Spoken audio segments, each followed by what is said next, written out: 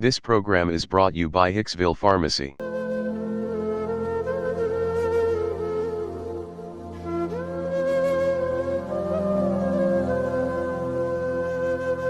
अस्सलाम वालेकुम नाज़रीन, सलमान ज़फ़र आपकी खिदमत में फिर एक बार फिर हाजिर है प्रोग्राम लेके।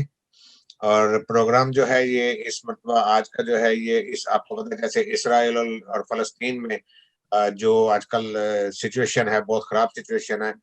इसराइल जो है वो बिल्कुल जो है किसी उसमें नहीं आ रहा कि इसको स्टॉप किया जाए।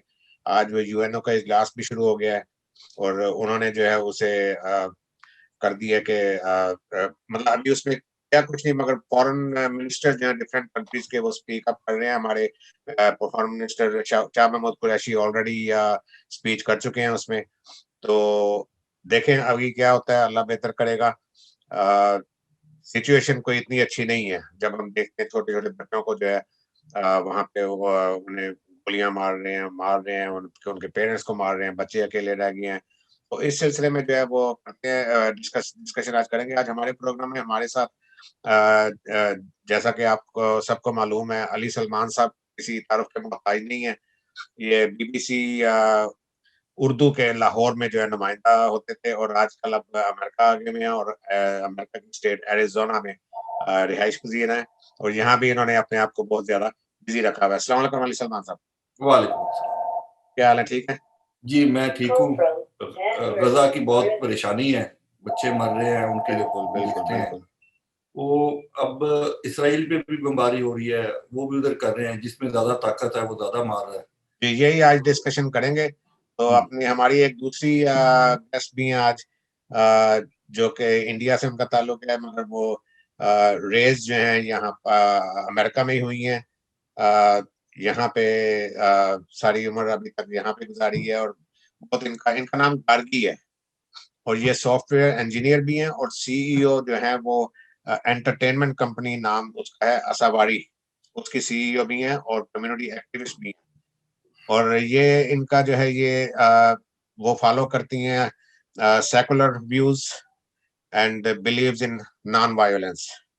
तो ये बहुत अच्छे काम कर रही हैं, इनके प्रोग्राम भी बहुत अच्छे होते हैं। तो ये मतलब ये इनका जो है ना ये चाहती हैं कि बस मतलब पीस हो, हर तरफ पीस होना चाहिए। तो इसके लिए जो है वो आज इनके साथ हम डिस्कशन करेंगे कि उनका क्या ख्याल है इसराइल और फ़लस्तीन के बारे में। अस्सलाम वालेकुम गार्गी जी। वालेकुम सलाम। हाँ जी, क्या हाल है? Thank you for joining us. जी बहुत शुक्रिया आपको, आपने मुझे इस प्लेटफॉर्म को दिया है, तो it's an honour to be here. Thank you very much. बहुत अच्छा आपने ड्रेस बहुत अच्छा पहना हुआ आपने, स्पेशली ग्रीन कलर का, और फिर वो स्कार्फ भी आपने हेड पे जो जी लिया जी वो भी जी। ग्रीन कलर का है। तो बहुत अच्छा आपने जो है वो कर रही हैं और आपका बैकग्राउंड भी बहुत अच्छी है। तो इसमें जो है पहले मैं चलता हूँ अली सलमान साहब की तरफ, उनसे मैं पूछूंगा कि ये जरा थोड़ा सा रोशनी डालें, ये इसराइल वर्सेस गाजा जो हो रहा है और गाजा वर्सेस इसराइल जो हो रहा है। जी अली सलमान साहब।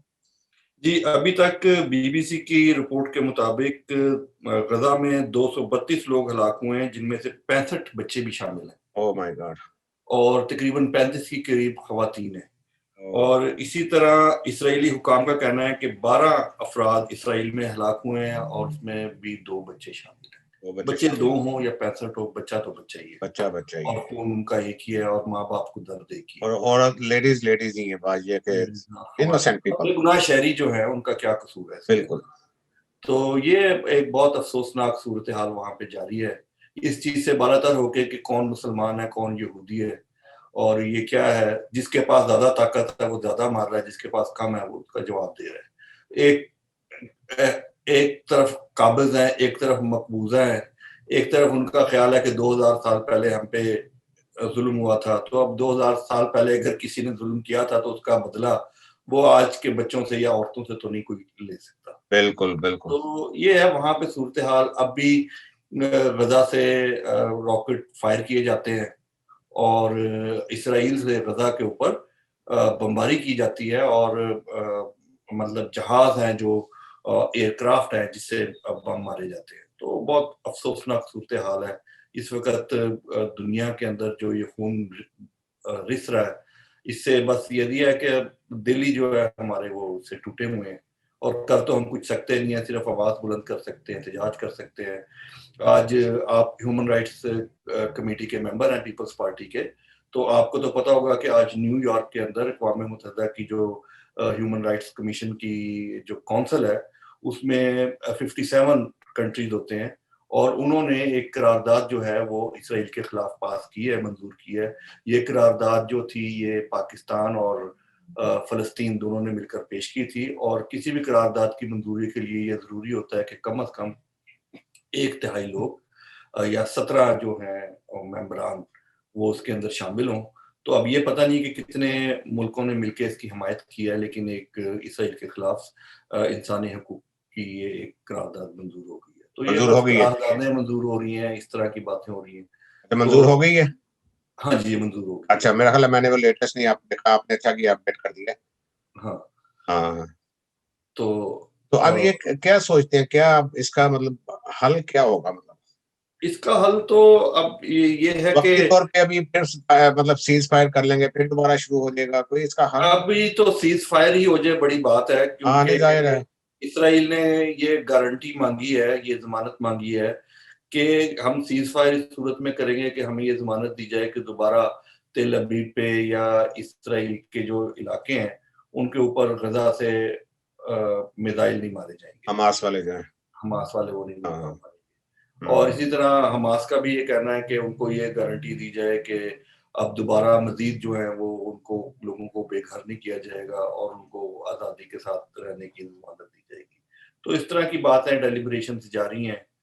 तो अब इसमें ये देखना है कि कितनी जल्दी, मैं तो ये कहता हूँ कि बेशक आर्थिक तौर पे कम से कम ये जो खून गिर रहा है, ये खून गिरना और बच्चों का मरना ये बंद हो, इसके बाद बैठे मुज़ाकरात करें और इस मामले का कोई हल निकाला जाए।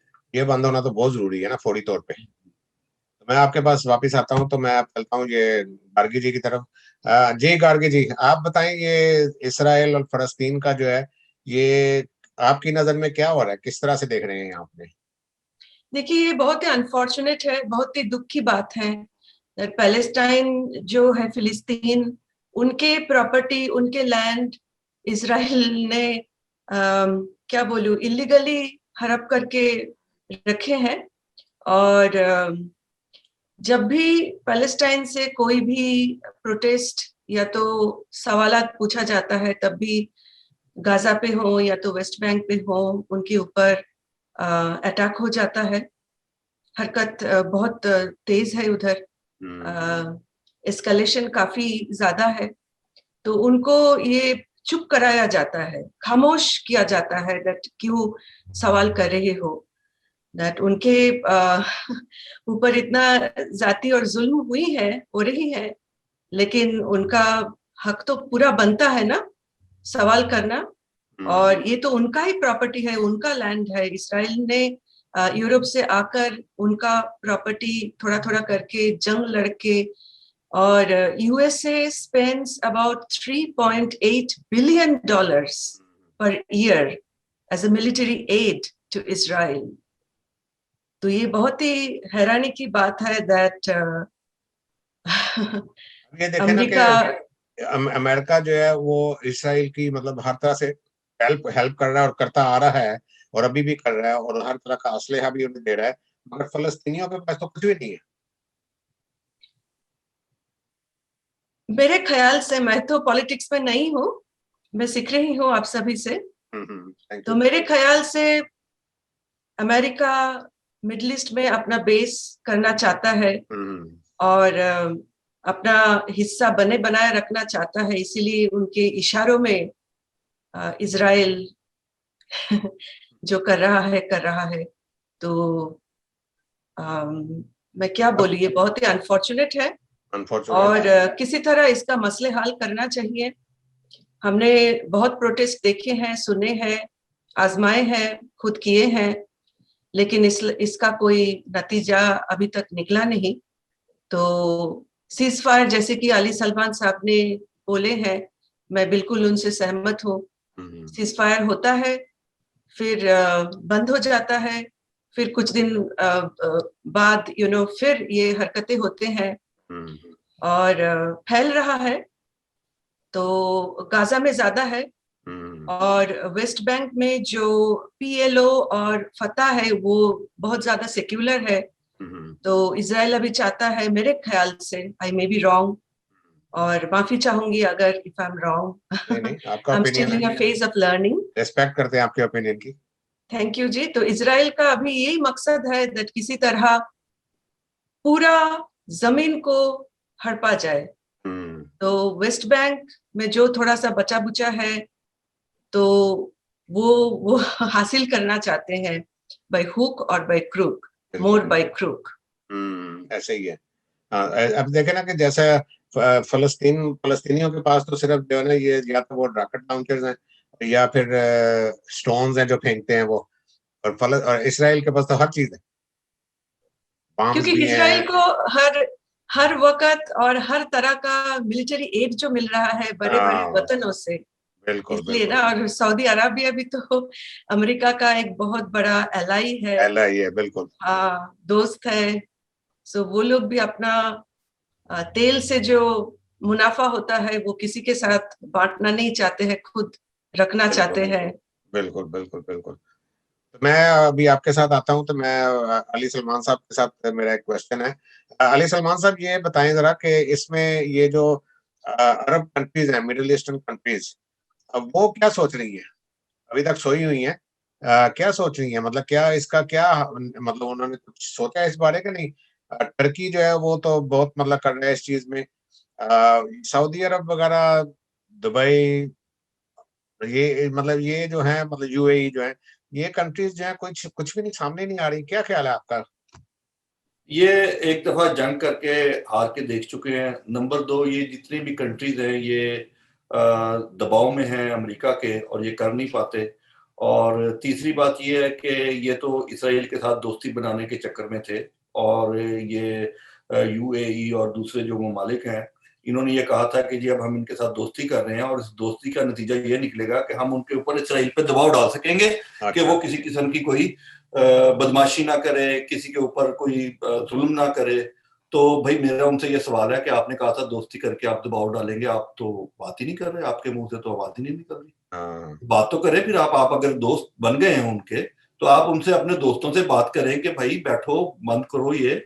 और जब ये आपको हमास कह रही है कि हम ये करने के लिए तैयार हैं, बंद कर देंगे, आप हम पे बमबारी ना करें, हमारे बच्चों को मत मारें, तो जब वो ये कह रहे हैं तो आप अपने दोस्तों से कहें कि भाई वो ये कह रहे हैं, आप बंद करें ना। अब आप कह रहे हैं कि मुस्तकबिल की गारंटियां दे, मुस्तकबिल की गारंटी कैसे दे सकते हैं आप किसी के बच्चे को मारेंगे फिर आप कहेंगे कि मुस्तकबिल की गारंटी है कि अब वो मुझे थप्पड़ नहीं मारेगा। ये कैसी गारंटी को मांग रहे हैं आप ये गारंटी देंगे कि आपको किसी का घर नहीं गिराएंगे, किसी की औरत को थप्पड़ नहीं मारेंगे, किसी को आप बिला जवाज तशद्दुद का निशाना नहीं बनाएंगे? तो इधर से भी गारंटी मिल जाएगी। जब आप मुसलसल एग्रेशन पे हैं, फिर आपको गारंटी कौन देगा? मुझे बताएं, आप मुझे बताएं, ये कैसी इलॉजिकल बात है कि गारंटी दे दे? गारंटी तो हो ही नहीं सकती जब आप एक तरफ एग्रेशन कर रहे हैं, आप मुसलसल उनकी, जैसे कि गार्गी साहब ने कहा कि आप उनकी जमीन हड़पना चाहते हैं, आप उनके साथ आप बैठ के बात ही नहीं करना चाहते, फिर आप कहते हैं मुझे गारंटी दे दो कि मुझ पे रॉकेट नहीं मारा जाएगा। रॉकेट तो मारा जाएगा जब आप ज्यादती करेंगे, जब आप नाइंसाफी करेंगे, जब आप जुल्म करेंगे।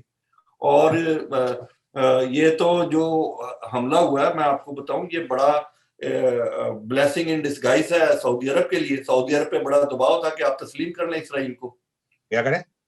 इसराइल को अच्छा कर लें। ये सऊदी पे बड़ा दबाव था और हमारी इत्तलात हैं जो कि गलत भी हो सकती है कि पाकिस्तान पे भी दबाव था, लेकिन पाकिस्तान ने कहा था कि पहले सऊदीया तस्लीम कर ले तो फिर हम उसके बाद सोचेंगे। और इसी तरह सऊदीया ने कहा था नहीं, पहले पाकिस्तान, ये एटमी ताकत है, बड़ा मुल्क है, ये तस्लीम कर ले तो फिर हम सोचेंगे। तो ये तो बच गए कि ये झगड़ा हो गया तो अब इनके ऊपर से ये दबाव हट गया। लेकिन जिन ममालिक के साथ उनके ताल्लुकात हैं वो किधर है? तुर्की के बारे में आपने कहा कि वो बड़ा स्टांस ले रहा है। क्या स्टांस ले रहा है भाई? आपके तो उनके साथ सफारती ताल्लुकात है, तो आपने क्या स्टांस लिया? वहां पे बच्चे मरे भाई, 67 बच्चे मर गए आपको। तैयब उर्दगान का बच्चा मरता ना, मैं फिर पूछता आप स्टांस लेंगे? बिल्कुल। तो क्या स्टांस है? आप ले लें, बात कर लें। और अमेरिका की मुझे आज तक समझ नहीं आई कि उनके ऊपर क्या दबाव है, किस किस्म का उनके ऊपर दबाव होता है कि वो एक नाइंसाफी को देखते हुए उसके बावजूद वो अपनी आंखें बंद कर लेते हैं, बल्कि उल्टा दूसरी तरफ वो उसकी सपोर्ट करते हैं। मुझे समझ नहीं आ पाई इस बात की।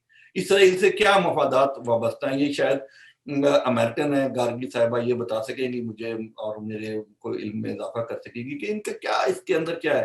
तो ये मेरा बल्कि एक सवाल है, ये मैं थ्रो करता हूँ आपके थ्रू गार्गी साहिबा से कि ये आप मुझे बताएं कि ये अमेरिका की क्या ऐसा दबाव है, वो क्यों नहीं कर पाता। और जब क्लिंटन ने एक दफा कोशिश की थी कि एक ऐसा सोल्यूशन निकाल ले जिसके ऊपर दोनों फरीक रजामंद हों और ज्यादा हिस्सा जो है वो इसराइल को मिल जाए, तो उसके ऊपर भी इस कदर की वो मसले मसाइल हुए क्लिंटन के। फिर उसके बाद वो निकले स्कैंडल निकले और वो जो भी उनका मायदा हो रहा था वो भी खत्म हो गया।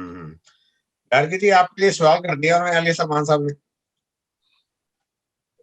देखिए, अगर कोई करना चाहते हैं तो कर सकते हैं। एक कहावत है, where there is a will there is a way, और मैं कहती हूँ where there is no will there are tons of excuses. तो अमेरिका उधर से हटना नहीं चाहता है क्योंकि वो उधर मिडिल ईस्ट पे बेस बनाना चाहता है, उधर उधर बैठे रहना चाहता है। तो वो मिडिल ईस्ट है, दूर है, तो इसीलिए इजराइल को, जैसे कि हम सिक्योरिटी गार्ड को बैठा के रखते हैं ना, तो उन्होंने जानबूझकर ही कुछ बोल नहीं रहे हैं, देख के भी अनदेखा कर रहे हैं, सुन के भी अनसुना कर रहे हैं, इग्नोर कर रहे हैं, अवॉइड कर रहे हैं, क्योंकि उनके पास क्या बोलेंगे दैट ये तो मैं नहीं करवाया। सही कह रही है, तो नहीं हो सकता, सही कह रही है। इसलिए टाल रहे हैं चीजों को। अमेरिका की कोशिश तो है ना कि वहां पे जाके बैठ जाए हर जगह पे मिडिल ईस्ट में, तो वो उनको जो है वो क्योंकि उन समझ में वो तेल का जो पैसा और पूरा खजाना है उधर पड़ा हुआ है ना, बिल्कुल बिल्कुल, precious minerals and all that, तो वो पैसा बनाना चाहते हैं और अपना जो ड्रोन्स और वेपन्स ये बिकना चाहते हैं। हाँ जी, तो अगर शांति अमन चैन बरकरार रहेगा तो उनका वेपन्स, उनका ड्रोन्स बिकेगा नहीं। तो एक माहौल ऐसे होना चाहिए जहां लोग लड़े झगड़े और इतना ज्यादा एस्केलेट किया जाए दैट लोग डेस्परेट होके उनसे चीजें खरीदेंगे और इस्तेमाल करेंगे, तो पैसा तो अमेरिका के झोली में आएगा। बिल्कुल बिल्कुल बिल्कुल। अली सलमान साहब, मैं एक चीज आपसे, आपका जो क्वेश्चन था इस बारे में, उसके बारे में मैं एक चीज मतलब है कि मेरी जहां तक ओपिनियन है उसमें एक दो चीजें हैं। एक तो ये है कि अमेरिका में जैसे ये पॉलिटिशियंस हैं, उनको जो है ना कोई ये एक पता नहीं गलतफहमी है या खुशफहमी है कि यहूदियों के बगैर ये यहाँ पे इलेक्शन जीत नहीं सकते। अब देखें ना, जैसे न्यूयॉर्क सिटी का मेयर जो है एरिक एडम्स, जो कैंडिडेट है मेयर के लिए इलेक्शन के लिए, जो इस साल होना है, उसने जो है उसने भी स्टेटमेंट दे दी थी, मतलब ट्वीट किया था ट्विटर पे, मतलब है कि हम जो है वो इसराइल के साथ हैं इस चीज में।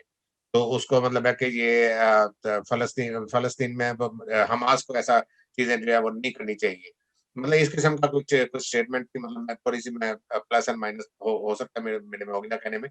तो उधर से हमारे ये लॉन्ग आइलैंड के जो कांग्रेसमैन है टॉम सुआजी, तो उन्होंने भी मतलब ऐसे ही ट्वीट किया इसी किस्म का। और उसके बाद फिर उन्होंने जब उन पे थोड़ा सा वो पाकिस्तान मुस्लिम्स ने थोड़ा सा उनसे बात की, तो उन्होंने थोड़ा सा अपना जो है वो चेंज कर लिया। मगर ये टॉम सुआजी जो है ये हमेशा से ऐसे करते हैं, इनका रिकॉर्ड है कि पहले ऐसा कर लेते हैं, उसके बाद फिर जब जो है ना वो दूसरा ट्वीट कर देते हैं।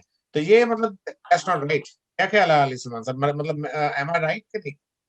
ये आप दुरुस्त कह रहे हैं, लेकिन मुझे आप यकीन करें इस बात की समझ नहीं आ पा रही कि क्या ज्यूस के इतने ज्यादा वोट हैं अमेरिका के अंदर, और या उनकी दौलत है जिसके जरिए वो वोट खरीदते हैं।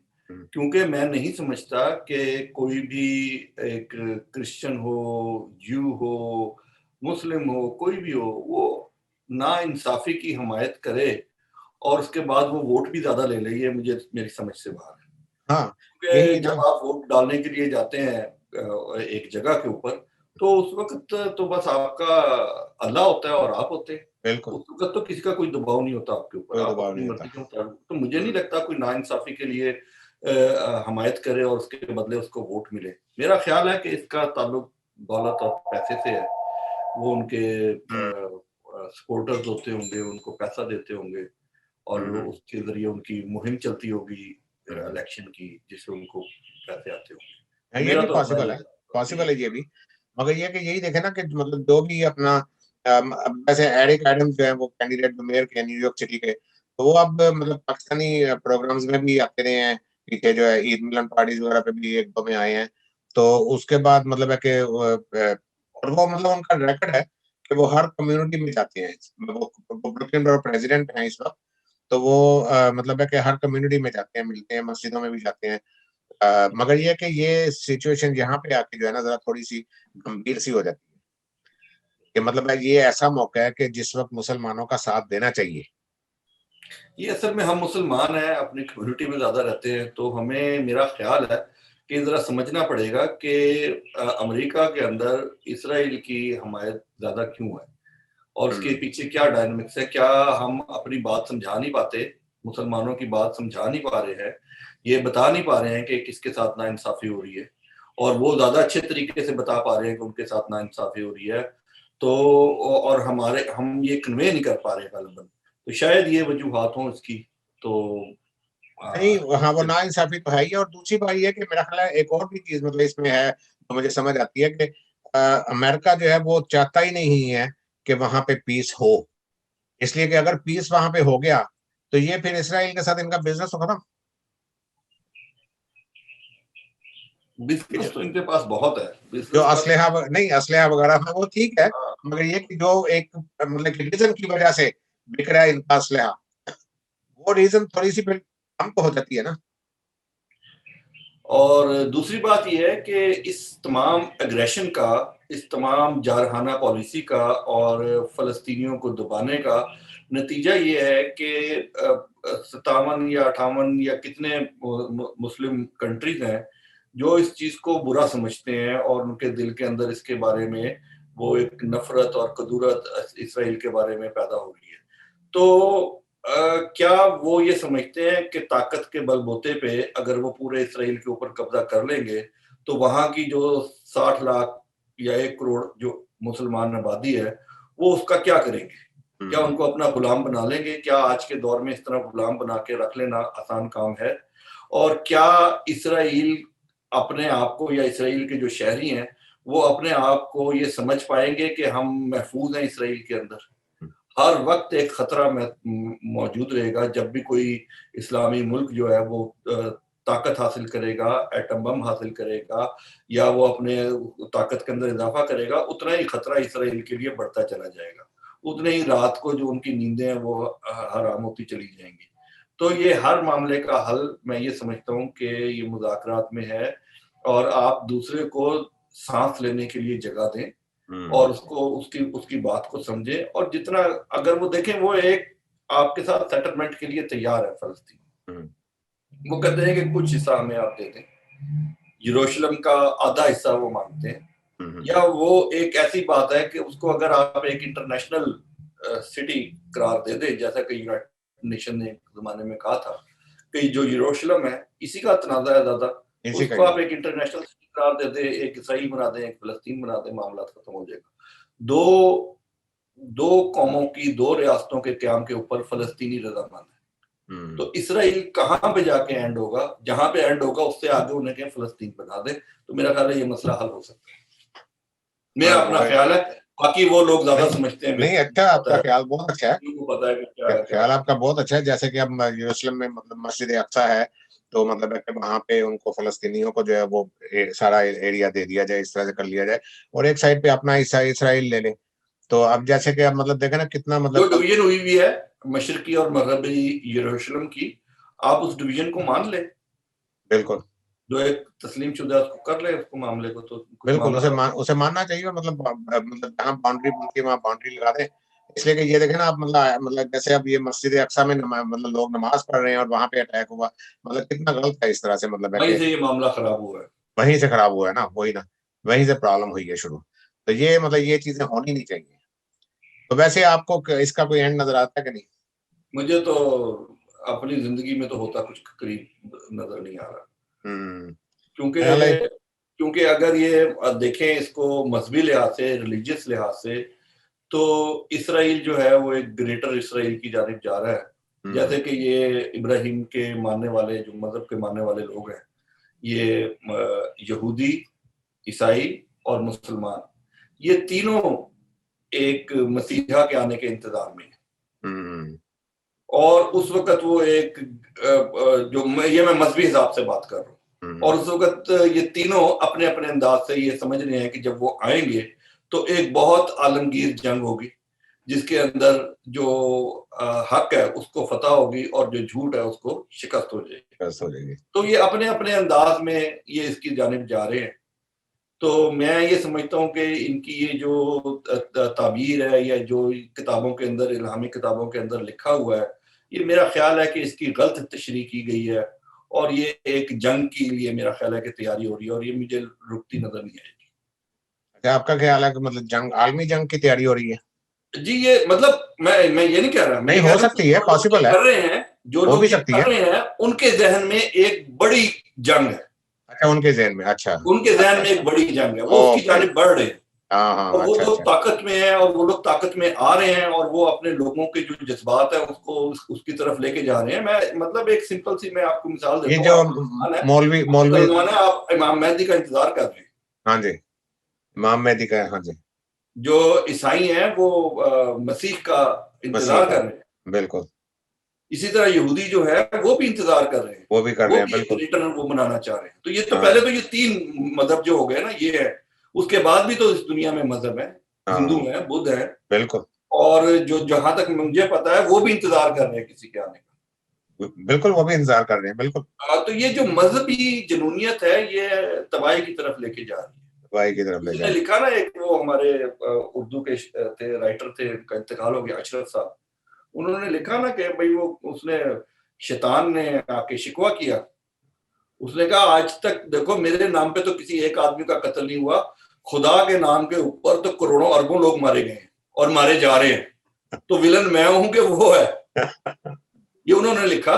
लेकिन एक बात है कि देखें, ये जितने भी कत्ल और गारतगिरी हो रही है ये खुदा के नाम पे हो रही है, तो उसको खुदा के वास्ते ही मैं कह रहा हूँ कि इसको बंद किया जाए।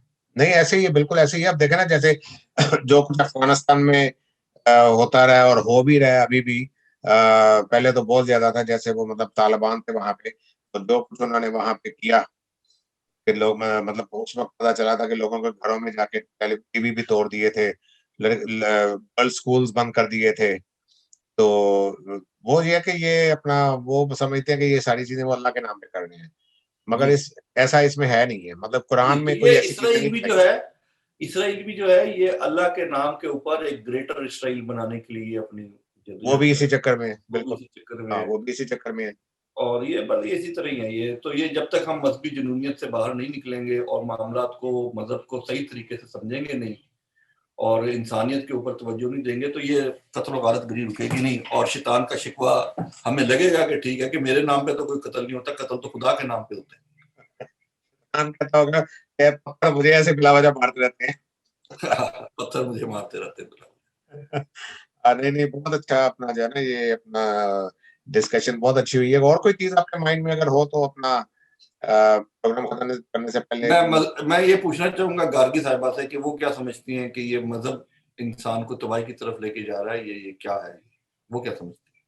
मैं एक्चुअली इजाजत चाहूंगी कई मुद्दों से थोड़ा मेरे जो दिल की बातें हैं आपसे शेयर करूं, और बात तो शेयर कर ही सकती हूँ, चाहे वो सही बोल पाऊं या तो पहली बात तो ये है, मैं सुन रही थी ये डिस्कशन बहुत ही दिलचस्प है मेरे लिए, मुझे कितनी सीख भी मिल रही है। टॉम स्वाजी और एरिक एडम्स के जो बातें हैं, देखिए चाहे वो डेमोक्रेटिक पार्टी से हो या तो रिपब्लिकन पार्टी से हो, वो तो है अमेरिकन, और चाहे वो सफेद हो, गोरे हो या तो काले हो, है तो वो अमेरिकन। तो जो लोग अपने आप को दिल और दिमाग से अमेरिकन समझते हैं वो थोड़ा प्रो इजरायली होते हैं। और आपके मजहब का ये कसूर है, देखिए Islam is the fastest growing religion और बहुत रैपिड इनका स्प्रेड हो रहा है। बिल्कुल। तो पहले जो मैं आपको एक एग्जांपल देती हूँ, स्कूल का जो फर्स्ट बॉय होते हैं वो हमेशा फर्स्ट होना चाहते हैं। Christianity has been world's number 1 religion. तो अभी फर्स्ट बॉय देख रहे हैं कि भाई सेकंड बॉय फर्स्ट हो रहे हैं और मैं सेकंड हो रही हूँ, उनका बदहजम हो रहा है ये। फर्स्ट बॉय हमेशा फर्स्ट होना चाहते हैं, कैसे सेकंड बॉय फर्स्ट हो जा रहे हैं ये उनको ये उन्हें हजम नहीं हो रहा, हजम नहीं हो रहा है। तो इसीलिए मार धार के हो, जुल्म करके हो, हरकत करके हो, हमला करके हो, किसी तरह लाइक दबाना चाहते हैं सेकंड बॉय को फर्स्ट बॉय। तो ये है मेन मुद्दा। और दूसरा मैं जो कहना चाहती हूँ, मैं एक्चुअली यूट्यूब से ये बहुत ही शॉर्ट नोटिस में सलमान जफर साहब मुझे इस असाइनमेंट दिया। ये मेरी पहली असाइनमेंट है on a Pakistani American platform. तो मैं हमस के जो ब्यूरो चीफ इस्माइल हानिया, उनके एक इंटरव्यू में सुन रही थी। तो हमस ने बहुत सारे मीटिंग्स को रिजेक्ट किए हैं, प्राइवेट हो या पब्लिक हो, कोई प्रेस कॉन्फ्रेंस हो। तो जो सच में फिलिस्तीन को चाहेगा और उसका वेल विशर होगा तो वो डिस्कशन भी करेगा।